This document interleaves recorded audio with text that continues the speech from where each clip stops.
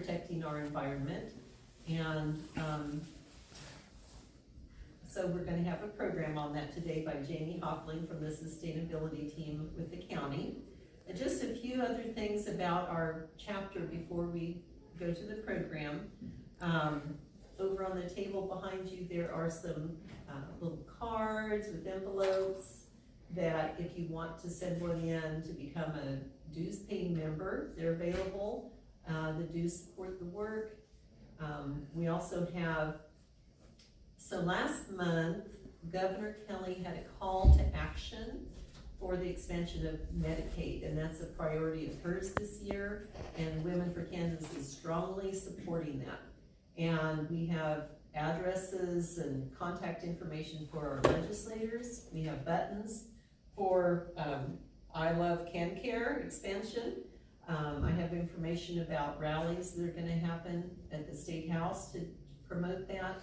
And we have postcards, and we have, some of them are pre-stamped, but we're encouraging people to thank the governor for her leadership and write to legislators who we want to encourage to support the expansion of Medicaid in Kansas. So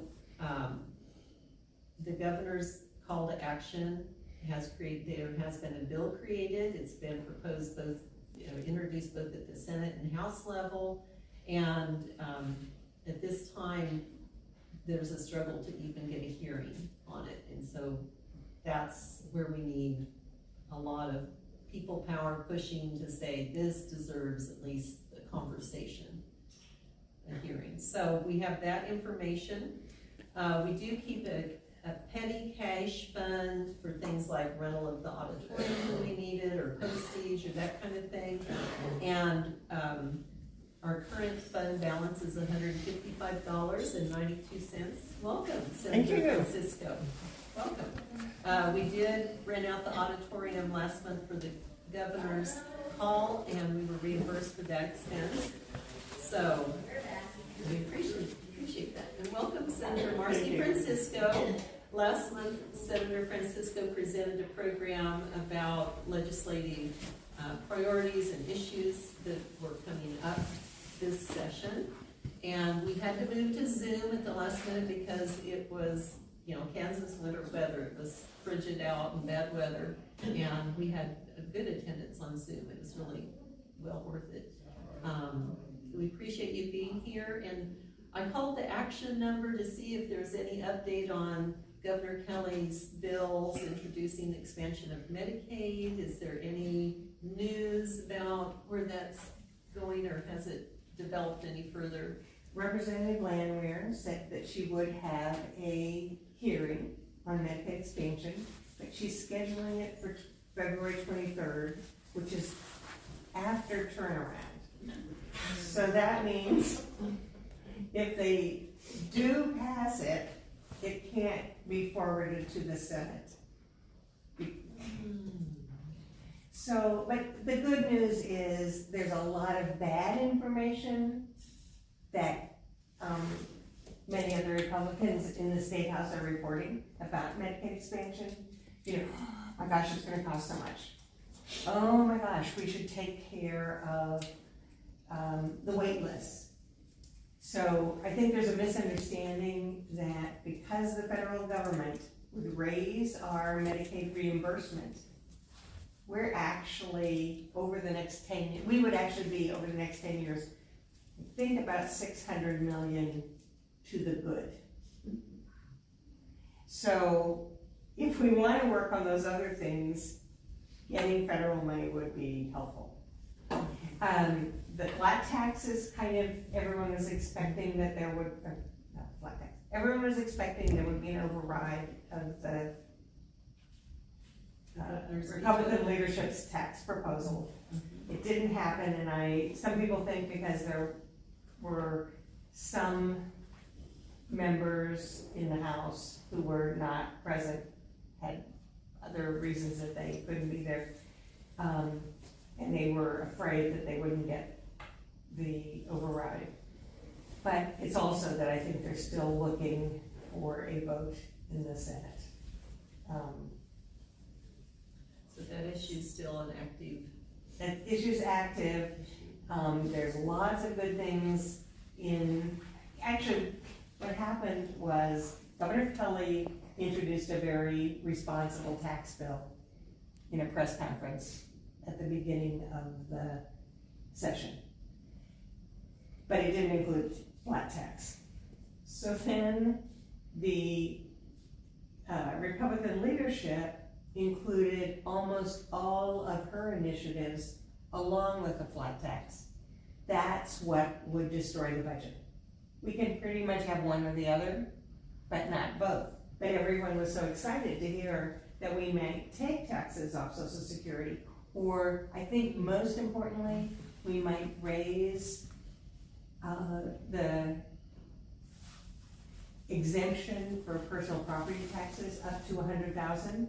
That would really, property taxes are kind of out of control, just because property prices have been out of control, and their local governments can't raise money through income tax. They have to rely on property tax. So raising this would help an awful lot of people. But when you add them all together, you see the trajectory of the budget, and it's going down. Most interestingly, the governor proposed spending, we have about $1 billion surplus, but that's mostly because of federal monies that we got because of a higher federal reimbursement for Medicaid during the pandemic. So it's not going to be ongoing money. So people have, in the last 4 or 5 years said, we want to worry about our debt. We shouldn't get into debt. We have to pay this off. So instead of doing some progressive things, they've said, let's pay off our debt. Now they're saying, that new prison at Hutchinson, let's bond that instead of paying it off. And it is just to make the, if they do bonding for 2 or 3 years, it will make our balance look better. So, but we're gonna do climate, right? Yes, today's program, but thank you for helping update us on, you're right there with the action, and thank you. So after the climate discussion, we can go back to this, but I want to make sure that there's room for that, because that's why people probably have come, and it's such an important issue. Well, and it was an item on our agenda, it was hot topics in the news, including expansion of Medicaid. So we wanted to know what's happening with that. And we do have our buttons and our postcards and things at the end if anybody's interested to help support that movement. It sounds like there is a hearing scheduled. Yeah, there is a hearing scheduled. So hopefully, again, we can have an opportunity for people to respond with that, with the truth about why this would be so good for our state. And we do know that a vast majority of people in Kansas are supporting this, and rural hospitals. All the hospitals are going to gain, but the rural hospitals are the ones that are most in danger of closing. But Marcy, it sounds like it's impossible for it to pass anyhow because of the timing, right? Oh, if people, it's an election year, so if enough people hear that people don't want to vote for them if they're not going to support this, there are rules about introducing bills in committees, and Friday was the last day to introduce a bill, and no committees were held on Friday. But there are 3 exempt committees: tax, federal and state affairs, and ways and means. So you can it doesn't matter if the subject has to do with that committee, you just have to introduce it in that committee. Oh, okay.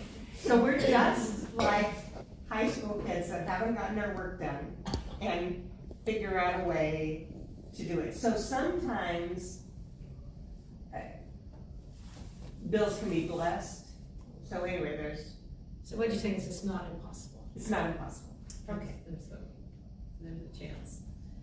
Okay, well, I think we will go ahead and go with our climate action plan now. We've got Jamie Hofling from the sustainability team at the county, and she has over 10 years of experience in project management and leadership, including economic development and clean energy, and began working in Douglas County in 2021, is that right? That's right.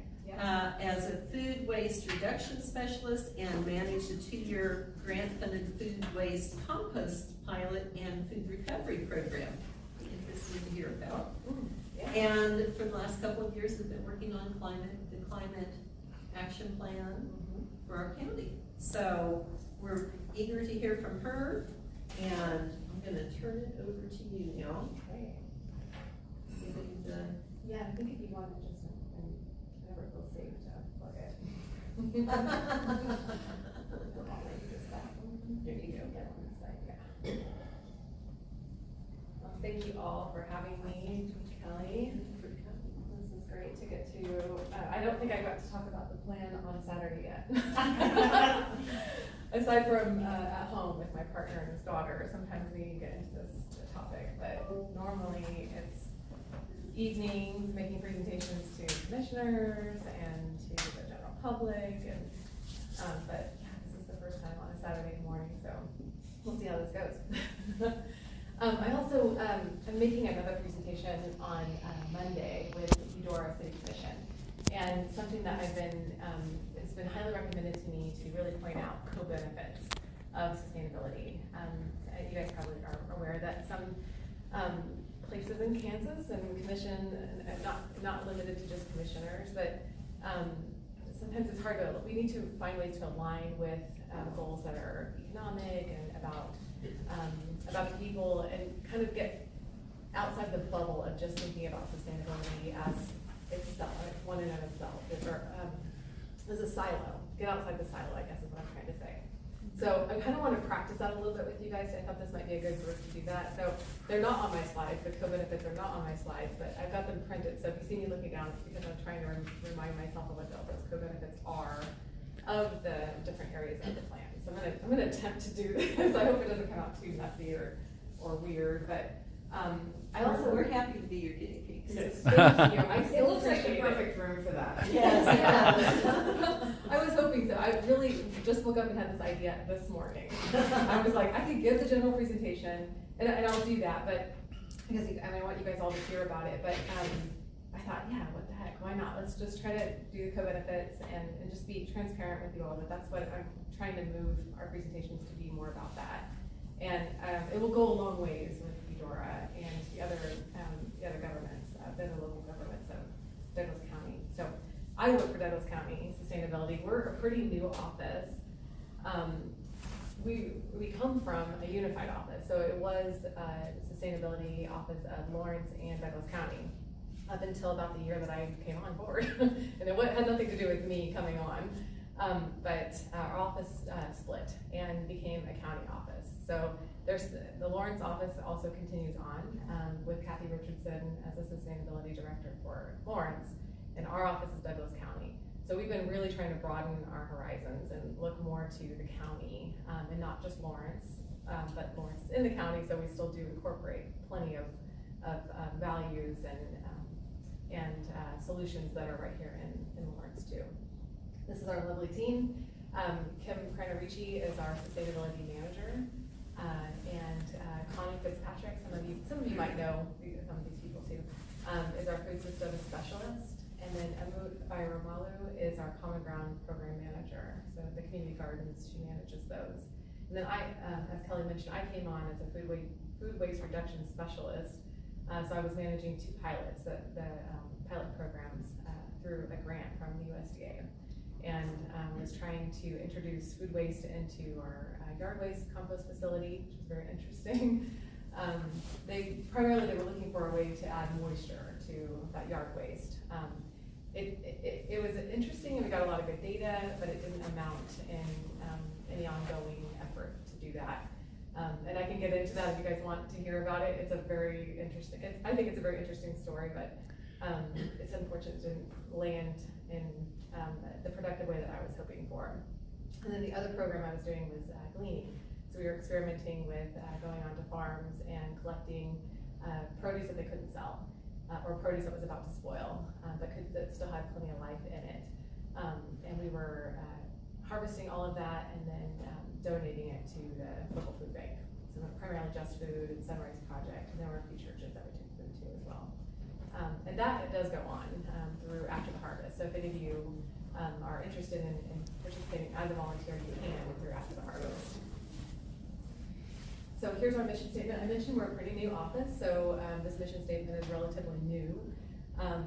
We're working to develop, adapt, and implement public programs and policies that balance priorities of the living systems and our built environment. So we're trying to coexist between the two, and then also kind of see how we not only how we coexist, but how we I guess it is about coexisting, and you'll see that show up a lot in this particular plan too. That we're really trying to make them one and the same, so that animals and ecosystems can go on as they for their own sake, and then also for our benefit as well. And just really trying to merge those worlds in a really healthy way. We're also focusing on healthy homes and green spaces, and so you'll see that show up in this plan. We're looking at culture and community belonging. That's really important. We see that as essential to sustainability. And same with economic stability and opportunities that are available to people as our climate changes. How do we look at adapting and thriving in those changes? Oh, and at any time, stop me if you have questions as I go through this. This is meant to be pretty informal, so if you have questions or want to have a discussion about something in here, feel free to stop me and we can land on that for a little while. I have a quick question. Yeah. Do you mind if I snap a couple of photos of the slides and stuff along the way? Is that okay, and you're okay with being in the photos? I'm okay with all that, Okay. yeah. And also, if you'd like me to send, I can send Kelly that PowerPoint when we're done too. Okay. And make that available. If you've signed in and left your email Mhm. and want a copy of the PowerPoint, I can email to you. Okay, great, thank you.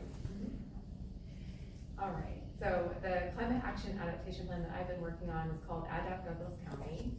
That's the title we came up with because a lot of the focus is on adaptation.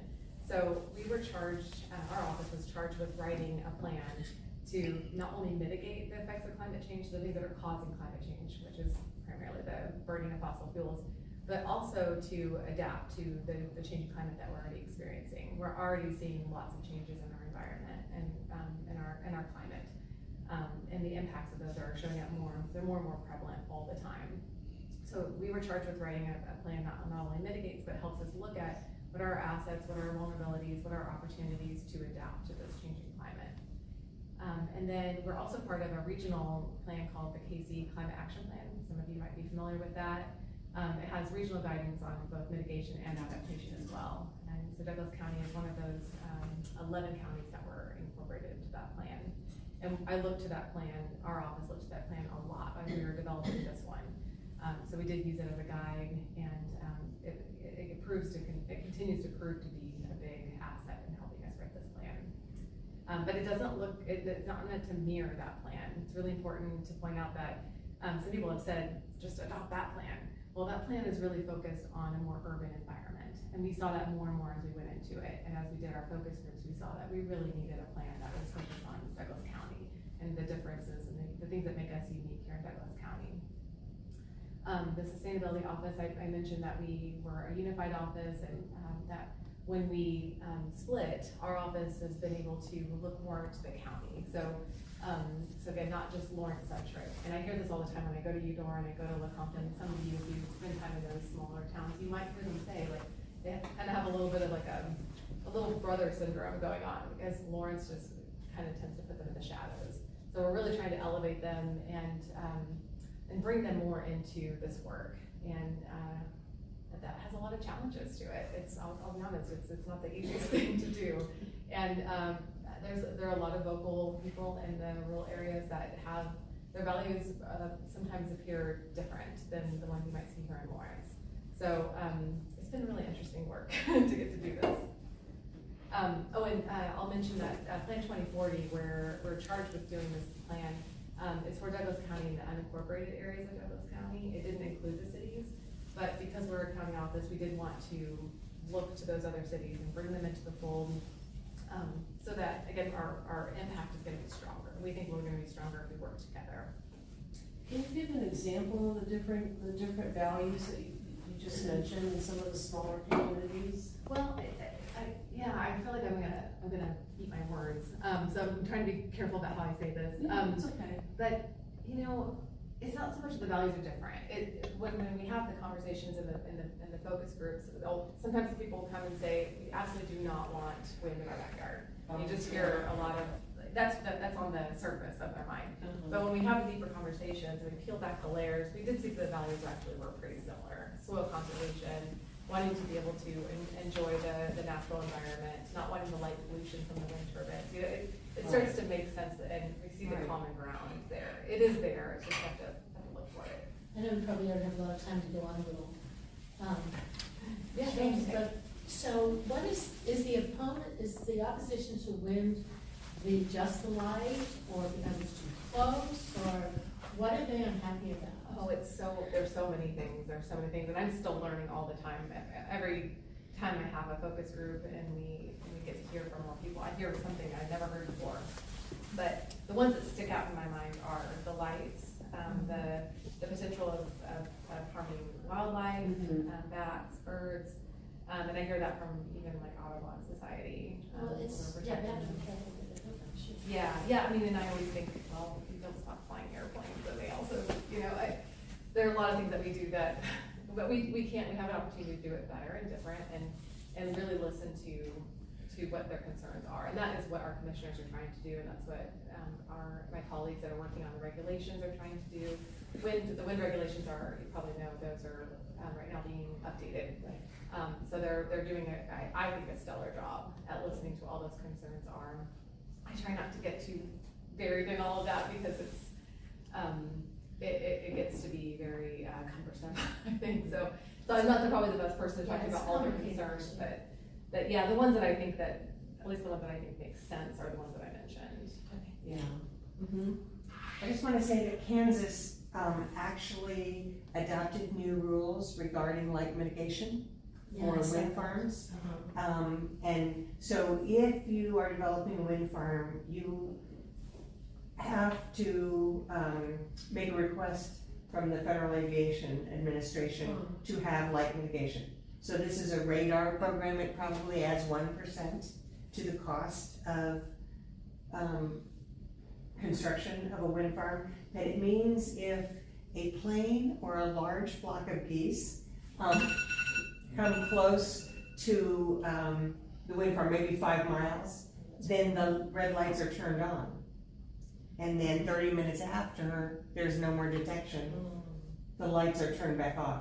So it really is different to not have the lights all the time. Yeah. The Federal Aviation Administration is probably not gonna allow this near Fort Riley because of so many planes, but at least for a number of our residents. And then it also comes into effect if they're asking to redo their power plan.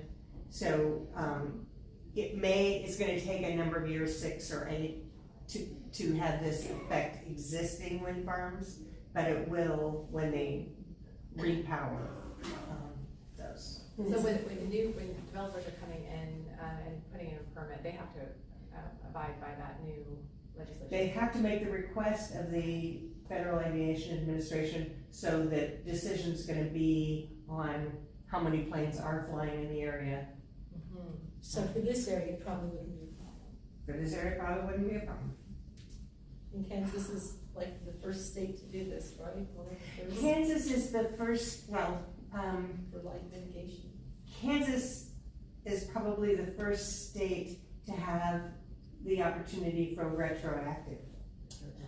Oh. So, and came up with wording that did that. There's probably 2 other states, I think I'm trying to remember this, that had said in the future, you have to do this. But Kansas came up with the wording And I'm glad to be part of that discussion on the utilities to make it retroactive.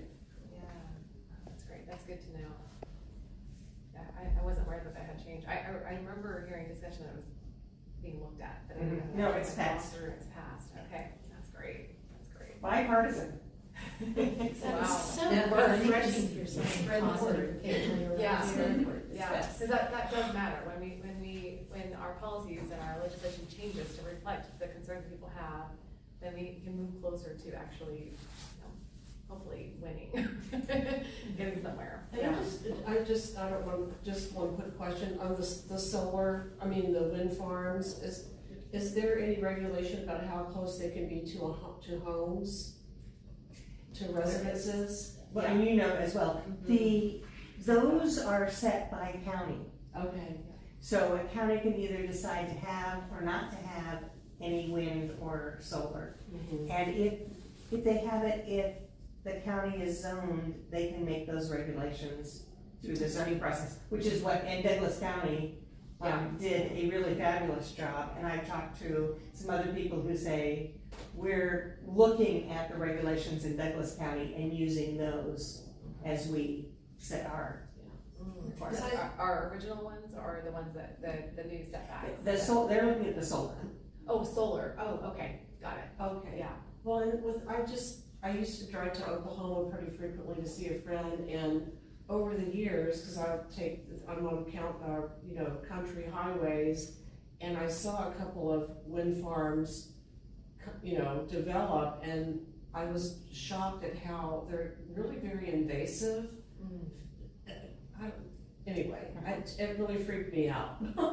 Like when I saw how vast they are. Yeah, they are, they're huge, they've gotten bigger. They're getting taller. Taller. And it's not just a few of them, it looks like they just go for miles almost. Yeah. Anyway. And that's why we have the regulations that we Right. have, because the county, needs to be responsive to what is gonna make people more comfortable. It's hard to make people 100% comfortable with them, in the rural areas where they're gonna be placed. They're not gonna be placed in the city, that doesn't usually work to put them right here, but, there's all kinds of discussion about how can Lawrence be more, can power more of our needs here locally, but using more, this is also Kansas legislation is allowing more solar to happen on rooftops, more distributed generation, so that way we're powering, we can't meet all of our energy needs that way, but we can get closer, so. So that bill is in the legislature and will be heard this coming week. It passed the House, Which one? the net metering expansion, I don't know, and I don't know, but. we're hearing it in the, Can you tell us more about it? well, that- they, yeah. the original legislation for net metering set a 2% cap on how much energy could be generated through renewables. And it's because when you attach to the grid your energy and you're not using that energy, it goes on to the grid. And there's a balancing authority that has to be responsible because you can't generate more electricity than you're using. So if a lot of rooftops go on, then somebody has to shut off a wind. Why? Because we don't have a good way to store energy right now. Okay, storage, it's not just because gas people are unhappy. No, it's not because gas people are unhappy. Okay. So, but they're trying to raise that limit. I think that there's more understanding of how we can use that, but we've seen 65, the last 2 days or so, 60% of the generation in our, the Southwest Power Pool has been, from wind. So, do you tell people to, go online and look at the Southwest Power Pool? I haven't been doing that, but that's. Okay, every 10 yeah, you minutes. can, you're right, you can see the updates. Every 10 minutes, constantly. they tell you the wind generation, and they have a That's great. prediction for how much wind will be generated and how much electricity will be used. So you can decide when to plug in your electric car, when the best time is to run your dishwasher, when to bake your fruitcake. And That's That's just wind, not solar. No, wind, solar, hydro, Oh, okay. nuclear, gas, oil, it's Everything. because the Southwest Power Pool, Evergy used to do it, but now the Southwest Power Pool is our balancing authority. Can you? Yeah, I was like, Pull up let me just look SPP. at it. So it's tomorrow night, actually, it's tomorrow during the day, I think starting about 3 o'clock in the afternoon, just kind of interesting because we think of just the wind blowing at night. Hmm. Southwest Power Pool. Oh, is it current or great conditions? It always makes me angry that they charge more if you want to have all of your electricity generated through wind or solar. Don't think they're charging more. I just got a postcard saying my rate's going up because I have I only want, and I realize, You know what? It's much better to just go here and use it when it's available and not pay than, extra. because they can't guarantee that you're gonna get Well, electricity I'm from thinking, wind. it's a game, it's, it's just, because then somebody else just gets cold. I know it's a game. I was Well, so for a at one political point, decision. at one point you could invest in expansion of wind. So did you go back to that? Is it this one? No, you had it. I had the right dashboard up? Yes, Okay. you did. Alright. You were so good. This is where I thought that I'd see. Okay, so Okay. This is a good learning experience for us all. this is the usage. So, and we're in winter, so this is gonna be much more of a peaks and valleys during the summer because you've got air conditioning and then hopefully cooler at night. This is the amount of wind, this is the amount of solar. Oh, And- wow. And the reason, this only talks about utility scale. So this doesn't reflect, if you have solar on your roof, it's not gonna be reflected on that. So, and then it tells you, if you go under here, it'll tell you the time. So here, this is 5 o'clock, tomorrow. And then, so that's when you wanna plug in your car. And Wow, there's more of it available.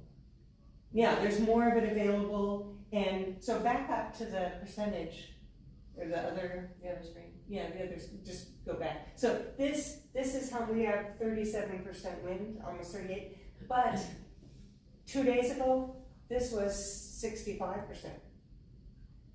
And then this is solar, nuclear, natural gas, coal. So you can tell where, okay, back up to the map. This one? Just go up. So, Kansas is all within the Southwest Power Pool. Let's have a whole thing on the Southwest Power Pool. Yeah. I would okay, That would be good. I would love to talk about that, that would be really fun because That would be there's a good. great story about the history. Okay, And Yeah, that's but learning how to use this would save me money, so that would be great. okay, all right.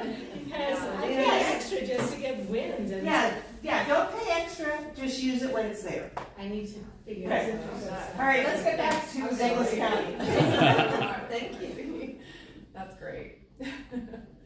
It's actually the thing that I'm in the middle of right now is trying to get an appointment with the Southwest Power Pool because I've been wanting to incorporate some more of that into our plan. Let me work with you on that. Okay. I've been there a couple of times. I used to be on KIVA, the Transmission Authority, and we were members of the Southwest Power Pool.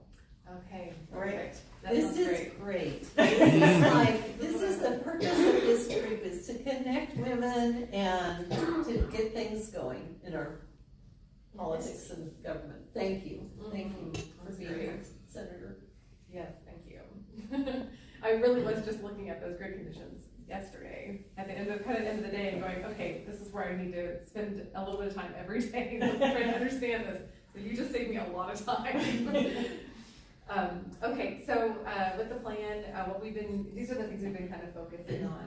We've been trying to, through lots of research and looking at peer plans, peer climate action plans, and other county and city plans, looking at how climate change is impacting our community now, into the future. What other plans are already looking at climate change? There's not a lot of development, but that's what we're hoping to change with this plan, is to get more infusion into other plans. So, like the hazard mitigation plan that Douglas County writes, my colleague writes that plan, and he and I have been having conversations about how can we get climate change more in there, because right now they're looking at data that's doesn't really incorporate all the major changes we're seeing with our climate. We wanted to prioritize listening and learning from our community. So we didn't want to write our plan just based on what we read from NOAA and what we read in the news. We didn't want to write our plan about that. We wanted to write our plan based on what people, and also what people are actually experiencing on the ground. How are people currently feeling the effects of climate change? What are they most worried about? So we did a lot of research in that area. In fact, we did that before we even put pen to paper. We didn't start writing our strategies until we did a lot of outreach. Some of you may have participated in a survey, or I don't know if I recognize anybody that was maybe in a focus group that we held here in Douglas County. Okay, we did a bunch of those, and I'll talk about that too. But in the end, we want to have policies and program recommendations that help make this work across departments. So it's not just the Sustainability Office of Lawrence and Douglas County working on this, but that we have other departments who also see the importance and see how it intersects with their work too. That was really important to us. Here's some of the things that informed the plan. We did something kind of innovative.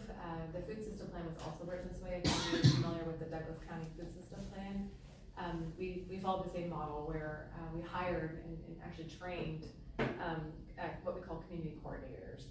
So we work with Sunrise Project and we work with Climate Energy Project on this to do the training and hire people in our community who are kind of seen as leaders in the community that could go and talk to people on the ground and actually get their community or their climate story. What do they think about climate change? And they talk to people who we see as being more vulnerable. That could be because they're low income, it could be that they're BIPOC, it could be that they have health conditions. They talk to a lot of people who are houseless. These are groups that we don't, at the county level, we don't always get to talk to. So that's why these people were hired. And they came back with 115 interviews. So we have, and you can read these actually, the synopsis of those interviews. There's more than 300 pages of it. So we have a synopsis, shortened version of it, you can read on our website. We also got 550 responses on our community-wide survey. We held focus groups all across the county. So here in Lawrence, the first one that we kicked off with the first responders, which was really interesting. I was really nervous going into it because I thought having LPD and firefighters in the room, I guess I kind of thought that maybe they would be a lot of climate change deniers, and they weren't. They were very concerned about our climate. They were very concerned about how we, what do we do when the effects of climate change are stronger and we haven't upped our resources to deal with it. So we got a lot of good data there. That was an amazing way to kick it off. And then our next one was in Eudora. We held one in Compton. We held one in Baldwin City, and that was where I got the biggest opposition from wind. I was not prepared for it. It was, in some ways, people think it was hijacked by opposition, and that was really challenging. So Lecompton was actually after that, and completely changed how I did my presentation to them and how I collected responses and made that conversation, okay, yes, and what are your concerns about the changing climate we're experiencing? there is plenty of data to show that we have drought and floods and more extreme weather happening, colder temperatures during the winter and much warmer temperatures overall. And I started to get those layers pulled back, and we weren't just talking about not in my backyard anymore. So that was good. I was actually grateful for what happened in Baldwin City because we had a much better conversation in the conference because of that. And then we went on to we held one just for BIPOC. So if people came that were not BIPOC, we asked them to just come and listen. And What is BIPOC? It's Black, Indigenous, people of color. Okay. And that was held here at the library, and we had a great turnout. And I think because we did that, we didn't have, we had it facilitated by a person of color. So it wasn't me standing up there. We actually hired Alex Williams to go up and do that, and she was wonderful and helped them get this. We got the information that we needed to hear as a county. We also did one at Haskell, and that's the picture you're seeing up here, and that's Alex Williams up there at the head. And again, just a wonderful turnout, and we really got to hear a lot about the importance of biodiversity. We understood that, we knew that. The climate action plans are typically centered around humans and the impacts of climate change on humans. So this is where we really had to kind of change a little bit of our direction and really think more about biodiversity loss. So that was a really important one for that. And then it's not that the county isn't thinking about biodiversity loss, it's just that climate action plans typically are not talking about, there's not a biodiversity count or loss count in there. But we're looking at that now. We want to see how can we start to measure biodiversity loss? And how do we measure ecosystems and what they provide to us, but also how do we let them survive? How do we not build on all of our land and take all of our trees out? Let's see, and then there were lots of existing plans out there that we looked at. We put 30 on here. I think there was more than that. And then we conducted our first countywide greenhouse gas inventory. We wanted to see what are we contributing in the way of emissions that cause climate change. So we did the first greenhouse gas inventory for the county. The city of Lawrence had been doing one already, but we did our first one. And then we consulted with other climate action plans to see what other people were writing in them. There is no template for writing a climate action plan, as it turns out. There is a lot of different ways to write them. There are a lot of different kinds of climate action plans out there. Some of them are focused on adaptation, some are focused on resilience. We tried to make ours a fusion, so you'll see when I get into other parts of it, how we went about that. And then we have a staff advisor group made up from 5 different governments, so that's local, city, and county. And then we have a steering committee that also consults with us on this, or we consult with on this plan. So pretty good representation in the plan. And that was very important to us. Again, we didn't want this to be siloed. We're sitting behind the scenes or even working with a consultant on writing a plan. We wanted this to be very grassroots and born of our community. And then the public launch was, we just recently closed that. We had some open houses that were around the county, and then more surveys came in, we got more feedback on the draft that we wrote. And that's where we're at now. We're taking that feedback that we got on our draft and are incorporating the changes. And then we're hoping to take this to our county commissioners in the spring, probably in April or May, and ask for adoption. That's where we're going with it. This is a slide on the greenhouse gas inventory. We worked with ICLEI, a third-party consultant, to come in and help us with this. There is a template for writing a greenhouse gas inventory. There's not one for writing a plan per se, but there is definitely a lot of help in writing a greenhouse gas inventory.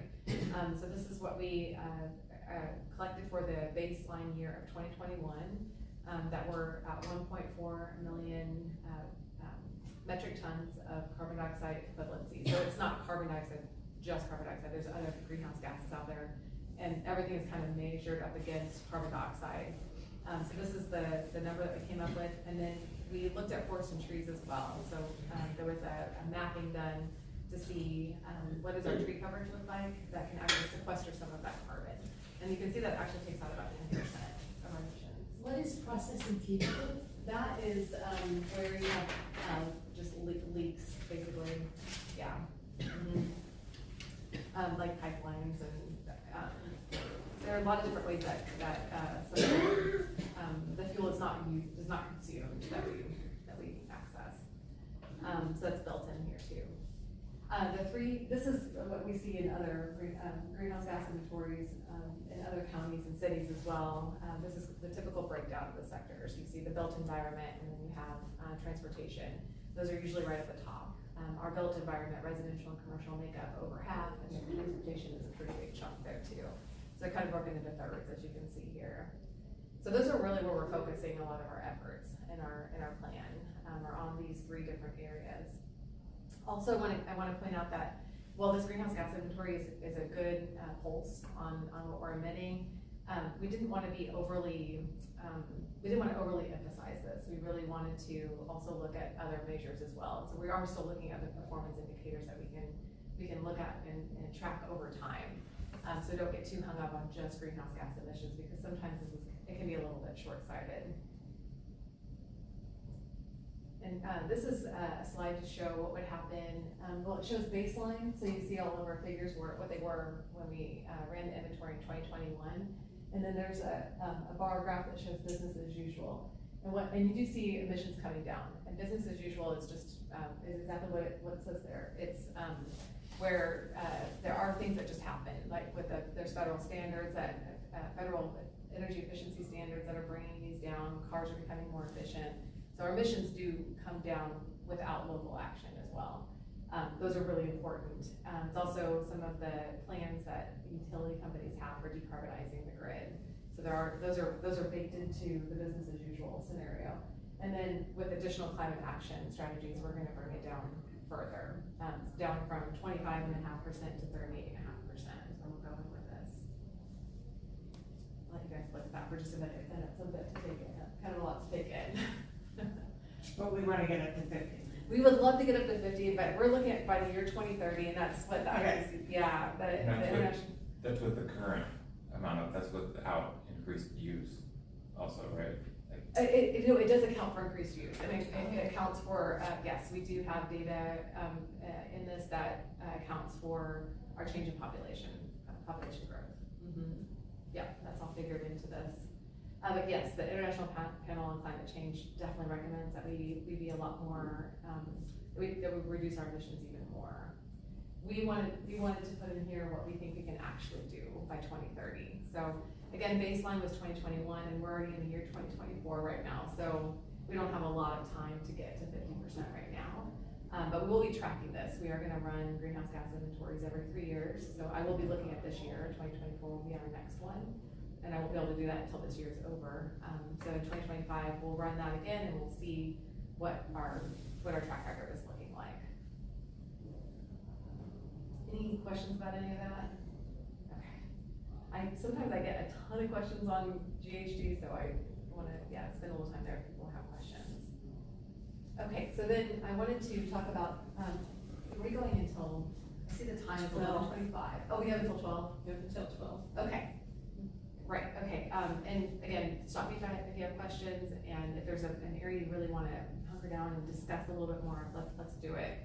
The next slides that I have up here for you are the different areas of the plan. So we have one on energy, we have one on mobility, we have one on thriving communities, and we have one on living systems. So I'll go through each one of them and just give you high level. The plan itself, I don't have every single thing up here. I have all the goals up here, but not all the strategies that make up the plan.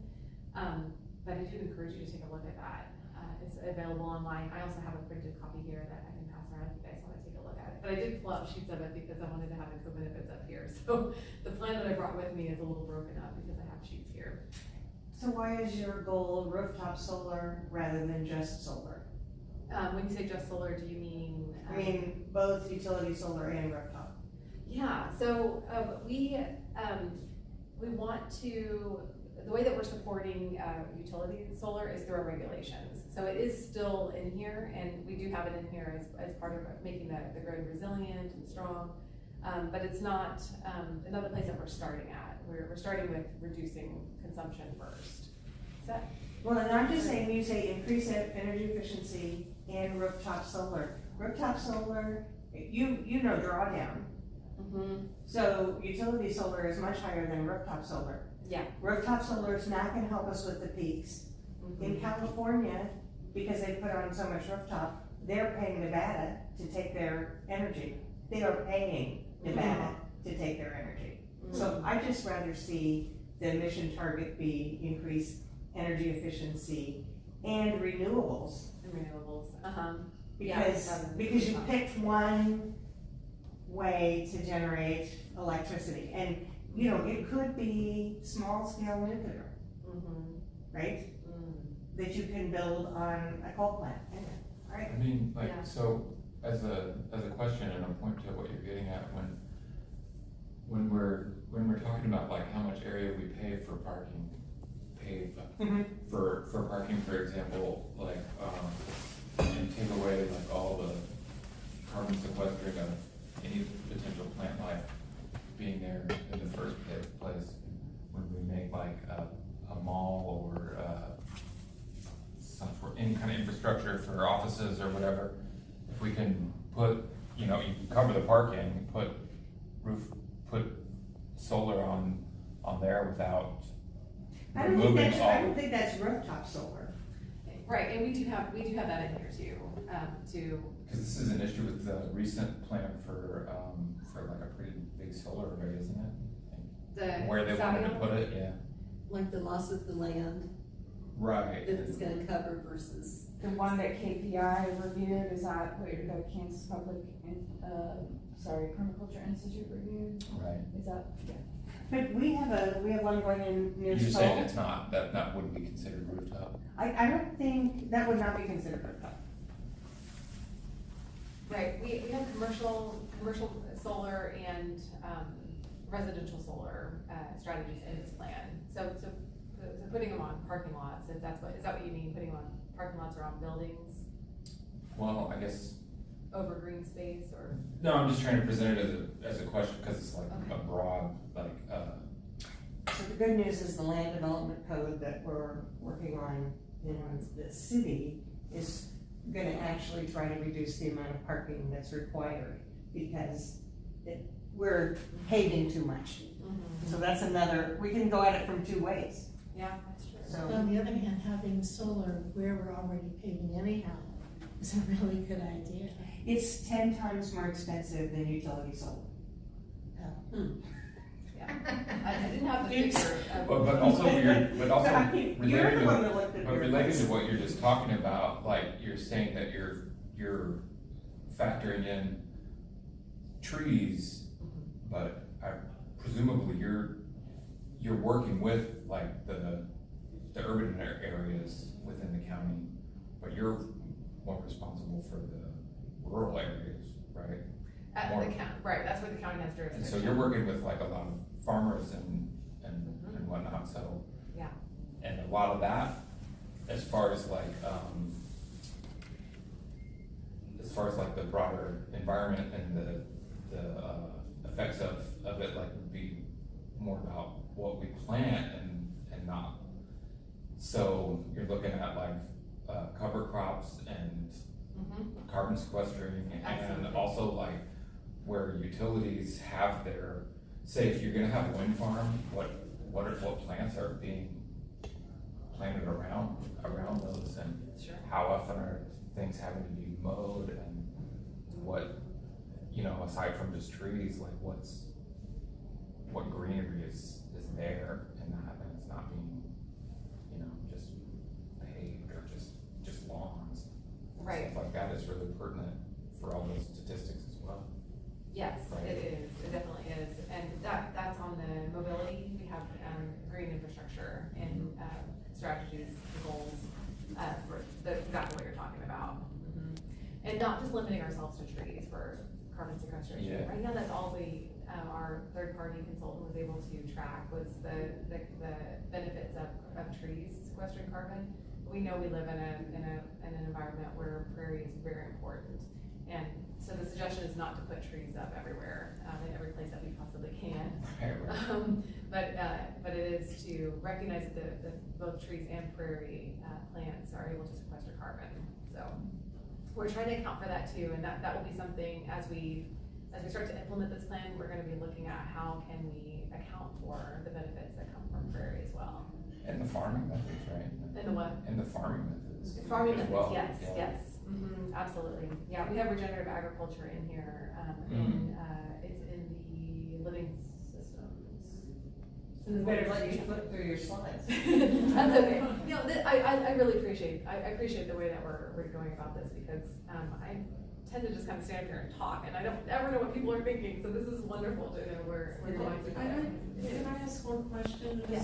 This conversation makes, and I've been here for 50 years, so I've seen so many changes in Lawrence in the area, and my question is, how does your office interface or interact with, I don't even know the name of the department, the people who approve developments?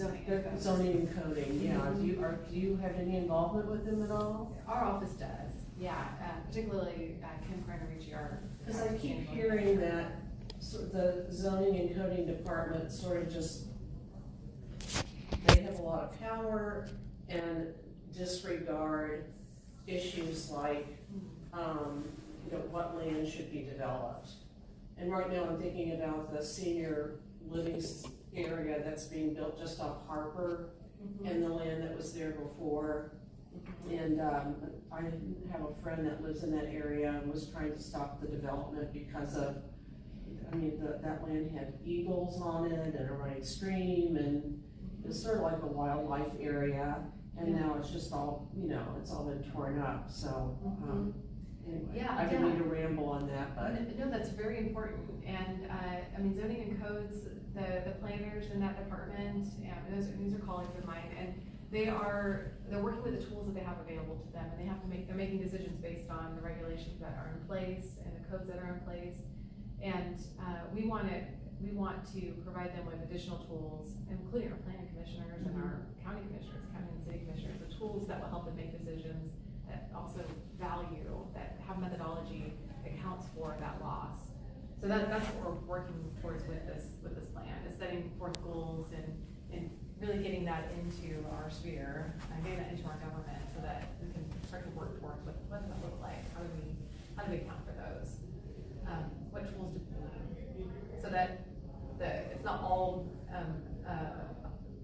that the public doesn't have to come out and say it over and over and over again. It would be so much better if those tools were just right there for those decision makers. Like, how do we measure loss of an ecosystem of a, you know, small area or something like that? That's right. Yeah, large or small. Yeah, and then factoring in climate change too, because there's so much that's provided to us in the form of resilience by these ecosystems. And if we are taking floodplain, like for example, if we're developing a floodplain, we're taking away an asset that we have for now and into the future. So we don't want to put pavement over those areas if we can help it. We don't want to put in fill in and build them up. I was gonna say fill is what they're proposing. Yes, for the New Boston Crossing. Right. Yeah, so, yeah. So yeah, we're just on the energy side, but you guys are getting into all the other areas. And all these areas it was really hard to put these into chapters because every area connects with another one. You pull one thread and it tugs on another. So all of these are, if I could have written them in a circular fashion, like make a circle of all these and had them all show how they intersect. If anybody has a clever way of how I can do that, please let me know, because it happens every time. And it's not a flaw, it's just that when I talk about energy, people start thinking about green infrastructure and they start thinking about living systems, and I'm always like, just hold on, it's right there. It's good. But at the same time, it's a case in point of how these things really do merge into one another. So you do know, is it KIEEA or the? Yeah, the PO legislation. Yes, so we finally got yes. legislation through and Exciting. the Kansas Corporation Commission is allowing Evergy to make expenditures for energy efficiency, and we'll probably see things coming out in March and April. Like what? Yeah. Like That's having awesome. grants for Like appliances. some things Missouri has? Yeah, because it's the same, but it was really our Kansas Corporation Commission that was stopping it because they know. thought it was gonna cost people more. We are seeing, energy use go up, so that's a reason to make energy efficiency. When it's flat, it's more costly. If the energy use is going up, then it really pays off. So we're gonna see some of that. Oh, and the one thing I really loved about their plan is it includes multifamily housing. So and low income, so they are targeting some area, you've seen. Yeah, a little bit, but this is great to hear what you have to say about it too. And yeah, I just read that it was this spring we can start to expect that. So Right. I missed that. we need to work with that. It's just been announced. You know, I've been so frustrated that I don't read the news, so it's really nice to. It wasn't in the news, it was a presentation to the utility committee. That's true. I don't think Yeah, I don't think it's hit the news, because as soon as it hits the news, people are gonna ask, what are all the Yeah. rules and regs, and they're establishing them.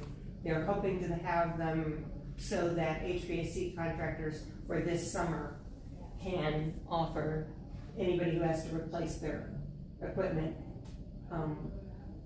the opportunities that are gonna be part of it, so. Very cool, because I'm thinking about Good news. Oh, okay. Oh, yeah. You This can is get, 2020. 2025, I think, you can get the, or maybe now you can Is get it the the, IRA benefit? or- yeah, the I know there's some IRA. federal benefits, but. Yes. Yeah, I'm still researching, but that's sort of nice to know. Yeah, there's a lot we get to couple with